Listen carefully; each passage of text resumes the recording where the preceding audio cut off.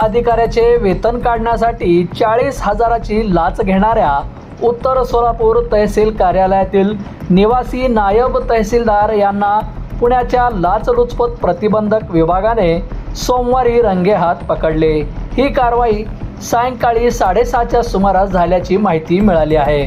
चंद्रकांत काशीनाथ हेडगिरे वय वर्ष 52 असे अँटी करप्शनने ताब्यात घेतलेल्या निवासी नायब तहसीलदार यांचे नाव आहे। तक्रारदार मंडल अधिकाऱ्यांचे वेतन काढण्यासाठी हेडगिरे यांनी 60,000 रुपयाची लाच मागितली होती। तडजोडी अंती 40,000 रुपये ठरले। ते घेताना सोमवारी रंगेहात पकडण्यात आले। हेडगिरे यांना ताब्यात घेऊन सोलापूर शहरातील अँटी करप्शन कार्यालयात पुढील कारवाई सुरू आहे। विशेष म्हणजे पुण्याच्या अँटी करप्शन विभागाने ही कारवाई केल्याचे समोर आले आहे। 2 दिवसापूर्वी सोलापूर शहरातील मंडल अधिकारी अँटी करप्शनच्या जाळ्यात सापडला अशी जोरदार अफवा पसरली होती, परंतु ती अफवाच निघाली। लगेच 2 दिवसांनी उत्तर तहसील कार्यालयातच ही कारवाई झाली।